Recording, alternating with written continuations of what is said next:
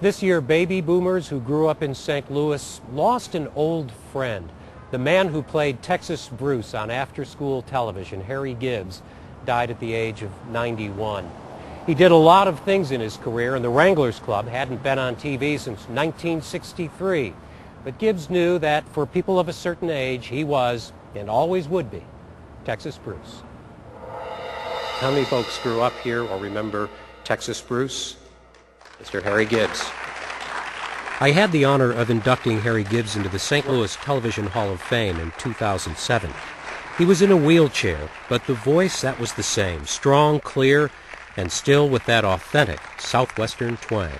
Bear with me, if you will. I'm a little gimpy, so if it's all right with you, I'm going to sit down and... Harry Gibbs started working at Channel 5 in 1950. He became Texas Bruce and hosted the Wrangler Club show until 1963.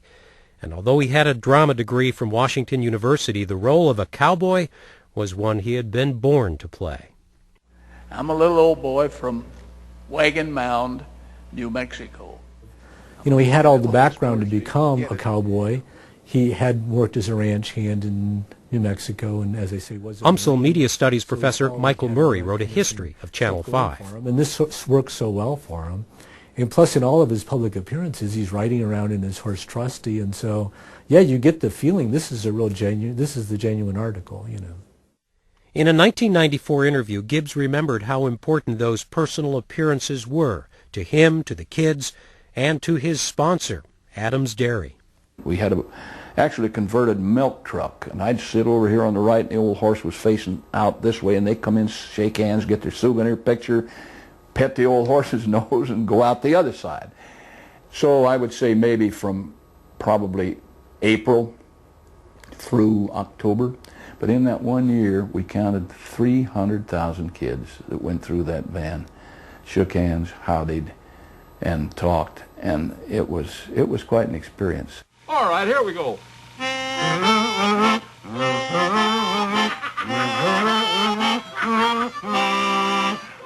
This is one of the few clips of Harry Gibbs on the left as Texas Bruce. Most local TV was live and went unrecorded. This was an unusual performance, and for that reason it was filmed. The rest of the history is told in photos and memories. And long before he became a professor, Mike Murray had been one of Texas Bruce's Wranglers.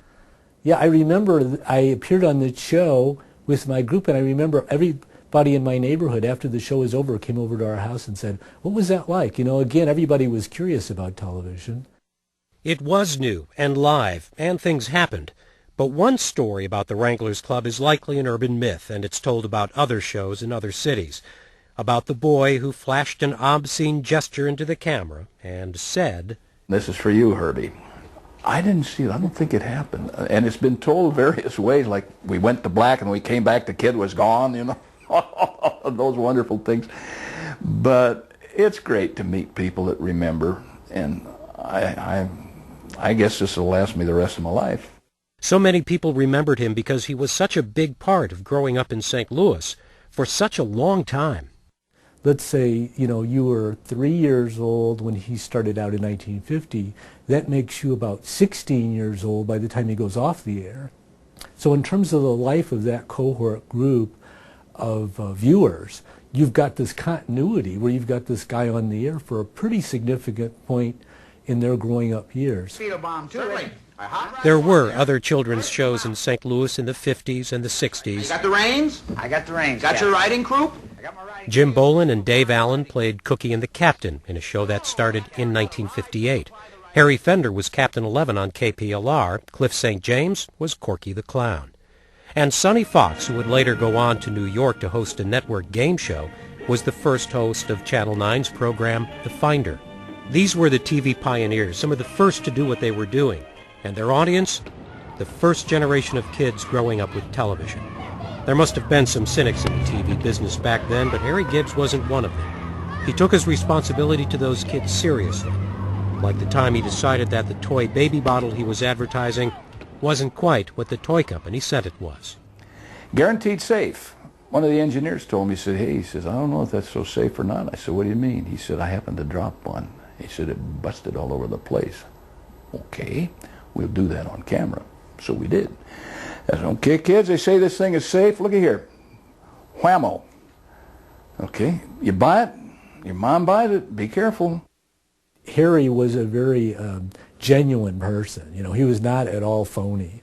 He looked like a cowboy. He was the nicest guy you'd ever want to meet. The image was, here's a cowboy. He lives among us. Where does he live? He must live on a ranch. But of course he lived in Webster Groves. And it was E.C. Adams who said, what that boy needs is a horse. So he got me a horse. And 2 horses later, I hung it up after what I think was a very successful career. And thanks to all of you and to my family. God bless you. Hasta la vista, vaqueros. And I'll be seeing you, Wrangler.